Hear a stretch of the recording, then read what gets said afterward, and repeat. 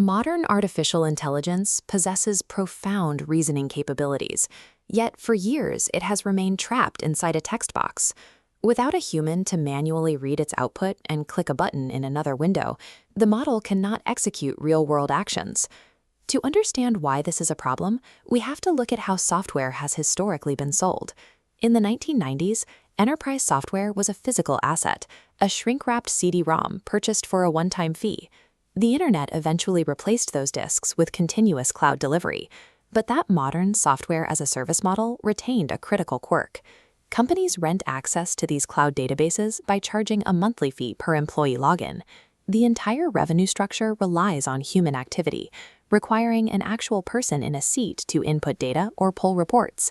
Tying corporate revenue directly to human headcount works when software is a passive tool. But the moment autonomous agents arrive, capable of doing the work themselves, this human-centric monetization threatens to bankrupt the vendors who built them.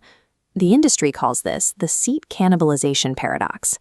This rule dictates that the more effective an AI agent becomes at completing cognitive labor, the faster the software vendor's own revenue base shrinks.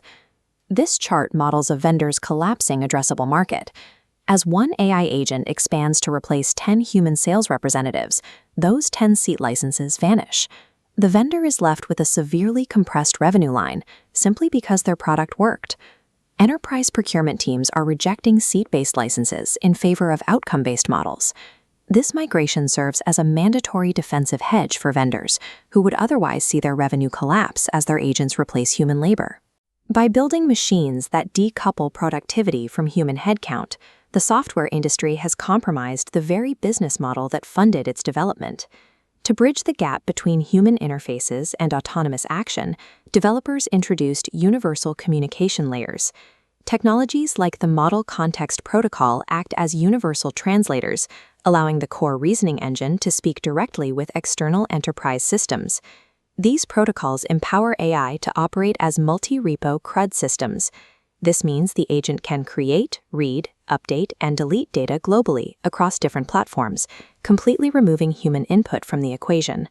This flowchart maps the logic of an automated planning loop. When an AI receives a text prompt to resolve a customer billing issue, it branches outward, directly pinging a database, a code repository, and a payment processor. It never touches a human interface. In the middle of the loop, the database and code repository nodes light up. The agent pulls the customer's history and checks the repository for known software bugs, returning that structured data back to its central core. Finally, in the execution phase, the AI processes a financial refund through a payment gateway. The entire sequence happens invisibly in the backend. No one logged into a dashboard and no one clicked a mouse. Connecting machines directly to machines strips away the need for graphical user interfaces. The visual application that human employees have relied on for 2 decades is bypassed entirely. This shift creates an immediate infrastructure problem.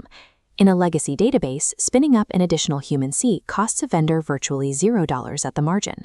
But true multi-step AI reasoning loops require continuous, highly variable GPU compute power to operate.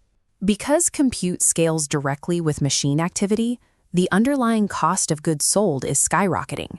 The 90% gross margins that Wall Street historically demanded from software companies have dropped to an average of 50% for AI-native startups. To protect those margins, legacy vendors are resorting to stacked pricing structures. Platforms like Zendesk require enterprise customers to pay for a base human seat license, add an expensive AI copilot module, and then pay an additional variable fee for every AI resolution. The friction is so severe that major platforms are panicking. Over a highly compressed 18-month window, Salesforce was forced to deploy 3 conflicting pricing architectures in parallel, charging per conversation, then per granular action, and finally per digital labor seat, just to secure enterprise adoption. The chaotic fragmentation of software pricing in 2026 is a direct symptom of this unresolved tension. Vendors possess a variable, compute-heavy product, but enterprise buyers strictly demand predictable annual budgets. Microsoft CEO Satya Nadella noted that as operational logic shifts entirely into the AI layer, traditional enterprise business applications face structural collapse. This threat materialized when the global payments provider Klarna executed a consolidation of its software ecosystem, terminating approximately 1,200 external enterprise contracts. The motivation was an architectural realization. Storing corporate knowledge across disparate siloed tools creates an unnavigable web of fragmented data. When internal AI deployments try to read that scattered data, the result is garbage in, garbage out.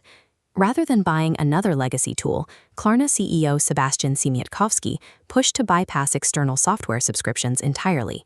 The company built an internal knowledge graph to unify their data, layering agile AI interfaces directly over it. Incumbent leaders quickly pushed back.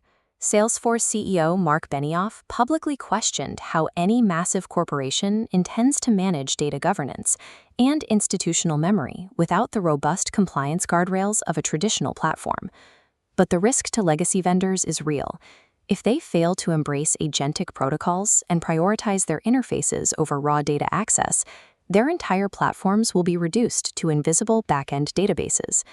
Inside the enterprise procurement department, software spending behavior is increasingly governed by what founders call vibe math. Buyers evaluate purchases using rapid context evaluation instead of meticulous unit economics. Look at how this scale weighs a $50,000 AI agent against a cluster of human workers costing $800,000. Because the AI replaces 10 people while working 24/7, procurement perceives the $50,000 price tag as a massive discount. Yet those exact same buyers exhibit an intense, seemingly irrational resistance to paying a $30 monthly fee for a narrow, single-feature software solution. A new mandate for table stakes has emerged.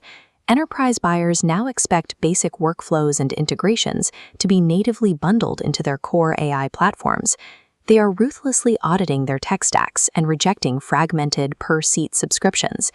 Silent, autonomous data protocols have become the definitive interface for machine-to-machine transactions. These machine-readable layers now execute the complex commerce and research that once required a human to manually navigate a visual dashboard.